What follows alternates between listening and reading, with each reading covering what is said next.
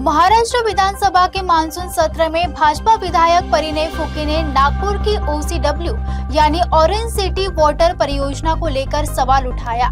इस पर मंत्री उदय सामंत ने जांच के संकेत दिए और कहा कि परियोजना की समीक्षा होगी और अंतिम निर्णय नागपुर महानगर पालिका लेगी। प्रश्न आहे, नागपूर महानगरपालिकेने 24/7 योजना सुरू केली त्यावेळेस मी नगरसेवक होतो नागपूर महानगरपालिकेत आणि त्यावेळेस पब्लिक प्रायव्हेट पार्टनरशिपमध्ये ही योजना येणार होती 2009 मध्ये। त्याच वेळेस सगळ्यात पहिला विरोध करणारा मीच होतो आणि मी त्यावेळेस आवर्जून सांगितलं होतं त्या महानगरपालिकेच्या सभागृहात की ही योजना फेल होणार आहे, ही योजना यशस्वी होणं शक्यच नाही आहे। आणि आज मला वाटतं 10-15 वर्षानंतर परत हे सत्य लक्षात आलं।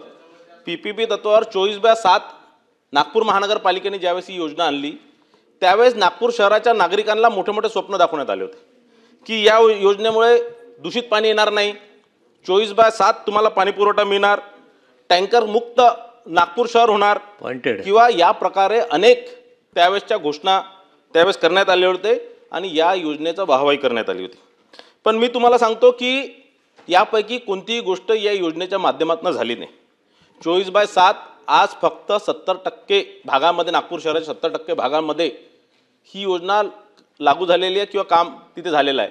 30% भाग आतापर्यंत अपूर्ण आहे। आताही 50% भागात ज्यात उन्हाळ्याच्या वेळेस अखंडित पाणी पुरवठा होतो आणि दूषित पाणीच्या याच्यात असं आहे की याच्यामध्ये मोठ्या प्रमाणात दूषित पाणी येतो। पाऊस ज्यावेळेस पहिल्यांदा पाऊस पडतो म्हणजे आताचा हा जो सीझन आहे, आज नागपूरच्या 90% लोकांच्या घरामध्ये दूषित पाणी येत आहे। हा माझा अभ्यासपूर्वक, कारण माझं घर सुद्धा नागपूरला आहे प्रश्न। आणि माझा याच्यामध्ये एक प्रश्न याच्यासाठी आहे कारण हे रद्द करण्याच्या संदर्भातला माझा प्रश्न आहे। काही दिवसाआधी नितीनजी गडकरी साहेबांनी स्वतः ही योजना बोगस असल्याचं त्यांनी जाहीररित्या प्रेस कॉन्फरन्समध्ये सांगितलं आणि त्यांनी नागपूरच्या जनतेची माफी सुद्धा मागितली की ही योजना चुकीची योजना माझ्या माध्यमातून त्यावेळेस लागू करण्यात आली होती। आणि माझा या माध्यमातून मंत्री महोदयांना प्रश्न आहे की ही जी योजना आहे, ज्या प्रकारे या योजनेमध्ये टेंडर कंडिशन्समध्ये ज्या प्रकारे स्वप्न दाखवण्यात आले होते ते पूर्णही त्याची आतापर्यंत पूर्तता झालेली नाही आहे, 10 वर्ष होऊन सुद्धा। तर माझा या माध्यमातून मंत्री महोदयांना प्रश्न आहे की आपण ही योजनेची चौकशी करून ही योजना रद्द करणार काय आणि नागपूर शहराला अखंडित पाणी पुरवठा 24/7 आपण देणार काय किंवा शुद्ध पाणी आपण जे स्वप्न दाखवले होते ते आपण पूर्ण करणार काय।